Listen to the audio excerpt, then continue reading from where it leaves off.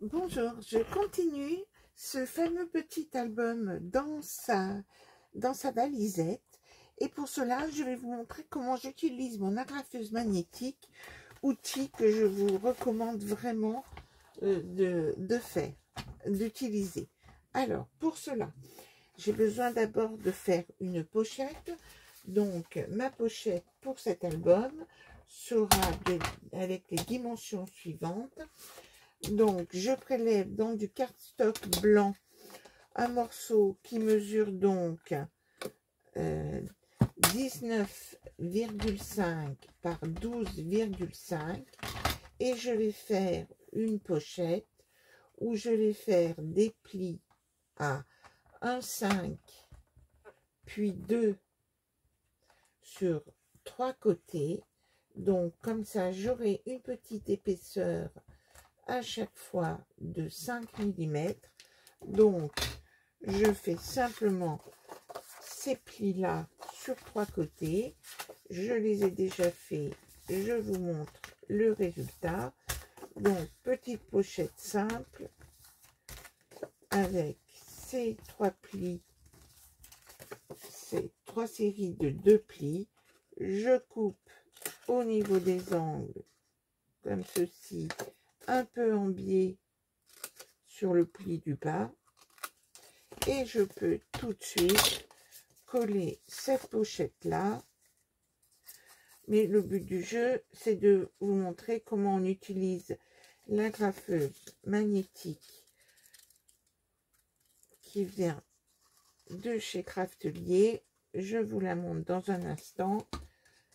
Mais donc, il vous faut réaliser cette petite pochette que vous allez placer ici sur votre album.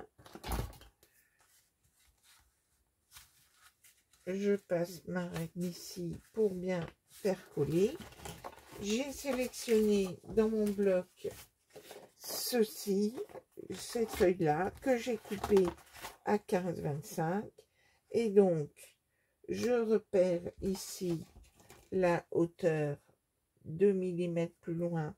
Donc, comme là, j'avais 10,5, je vais couper donc à 10, comme ceci. Et donc, je peux coller, et je vois que je vais être en panne de colle. Mais on n'a plus grand chose, on n'a pas besoin de coller grand chose. Hop, et bien sûr, je mesure où je présente mon morceau de feuille ici.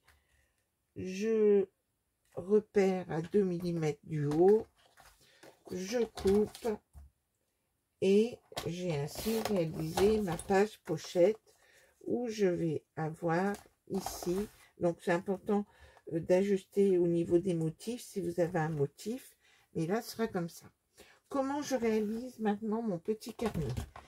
Alors, dans un bloc action, il faut toujours prendre une structure un peu spéciale pour faire la couverture. Dans une feuille A4, j'ai découpé un morceau qui fait 19 par 27. Je l'ai mis à 19 par 27. Je le plie en deux,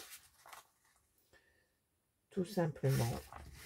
Puis, je prends du papier photocopie. Là, je vais faire un carnet pas trop épais de 4 feuilles et que je vais mettre 4 feuilles A4 en 80 grammes, 4 feuilles 80 grammes, du papier blanc pas trop épais puisque ça servira soit pour écrire, soit pour coller des photos. Je n'en mets que 4, vous pouvez en mettre 5, 6, hein, mais ne faites pas trop épais dans les albums. 4 feuilles à 4 que je mets à la dimension 18 par 26. Donc, j'ai mes 4 feuilles. Et donc, je les plie en deux aussi, comme ceci. Donc, j'ai mal plié. Je m'en excuse. Il ne faut pas que je fasse les choses trop rapidement, parce que je fais des bêtises sinon. Donc, ici, je vais pouvoir mettre, centrer ma page, mes 4 feuilles ici à l'intérieur de ma page de couverture.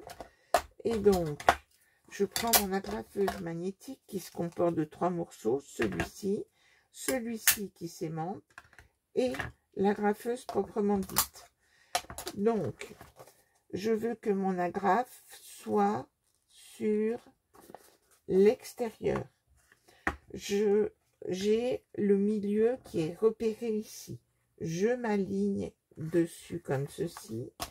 Je prends ma partie aimantée et j'ajuste avec les 2 petits traits ici. J'ajuste bien. Je m'aligne sur le bord là en étant à 5 mm du bord ici.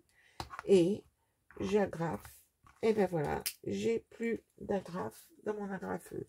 Mais donc, ben voilà, j'agrafe ici. Puis, je déplace ici, je me mets de l'autre côté. J'agrafe ici. Et j'ai ainsi constitué un petit carnet. J'arrondis les angles ici. Je peux m'amuser à mettre un ruban à l'intérieur. Et j'ai ainsi réalisé un petit carnet grâce à cette petite agrafeuse magnétique que j'utilise à plein de moments. La preuve en est, c'est que je n'avais plus d'agrafe. À très bientôt.